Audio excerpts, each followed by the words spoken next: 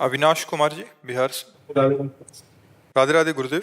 गुरुदेव, आपने एक बार सत्संग में बोला था कि जो मनुष्य एक बार वृंदावन आ जाता है उसका दोबारा जन्म नहीं होता। प्रभु, मैं तो अधम, मैं बहुत गलत कार्य किया हूँ और राधा राधा नाम भी जप करता हूँ, परंतु मेरे अंदर एक ठसक बैठ गई है कि मैं जैसा भी हूँ अपने राधा रानी का हूँ और मुझे श्री जी की ही प्राप्ति हो। गुरुदेव, मैं आपसे जानना चाहता हूँ कि क्या मुझे। हाँ, इसमें थोड़ा एक सुधार करना है कि जैसे हम भूल से गलत मार्ग में जा रहे थे, अब हम सही मार्ग में आ गए, तो हमारे कदम गलत मार्ग की तरफ न जाए।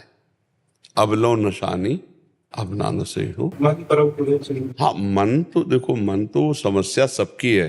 मन हमारा गलत मार्ग में जो गया है वो बार बार प्रलोभन देगा, लेकिन अब हमको नहीं जाना है। जैसे आपने कहा हम ठसक ला रहे हैं कि हम राधा रानी के, तो हम उसी ठसक से हम कहें कि अब हम नहीं पिएंगे, अब हम गंदा भोजन नहीं करेंगे, अब हम व्यभिचार नहीं करेंगे। तो जबरदस्ती कौन करा लेगा? मन हमारा जब उस तरफ जाता है तो हम उस तरफ ना जाएं, उस तरफ से रोकें, क्योंकि वो गलत है तो हम रोक सकते हैं। ऐसा नहीं कि नहीं रोक सकते। देखो, आपने रोका कि नहीं रोका? आप पीछे कह रहे हैं कि हमसे गलतियां हुई, अब हमने गलतियों का सुधार किया, तो रोक पा रहे हैं ना। फिर भी मन उधर जा रहा है, फिर भी मन उधर की तरफ आकर्षित करता है, उसे बार बार रोकते रहो तो एक दिन मन आपके अधीन हो जाएगा और आपका एक प्रश्न खत्म हो जाएगा। किसी के भी प्रति गलत सोच रहता है। सोचना उतनी खास बात नहीं है, क्रिया ना होने पावे। सोचने में तो स्फुरणा हो सकती, किसी के भी, हमारे भी हो सकती है, आपके भी हो सकती है, लेकिन क्रिया ना होने पाए। क्रिया होने पर सोचने का दंड नहीं है। कलिकर एक पुनीत प्रतापा, मानस पुण्य और हो ही नहीं पापा। सोचने का दंड नहीं है, पर सोच क्रिया में ना उतरने पाए, इतनी चतुरता रखो तो धीरे धीरे सोच भी खत्म हो जाएगी।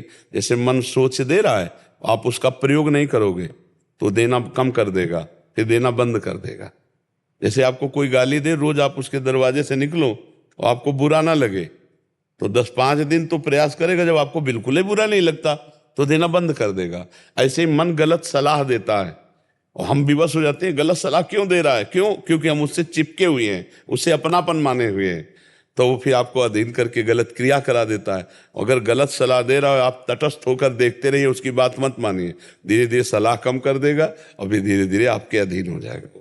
प्रभु जी, बैठ के कभी नाम नहीं जप करते हैं? जैसे कहीं कोई जरूरी नहीं, ठाढ़े बैठे परे उताना, कबीर कायम रहे ठिकाना।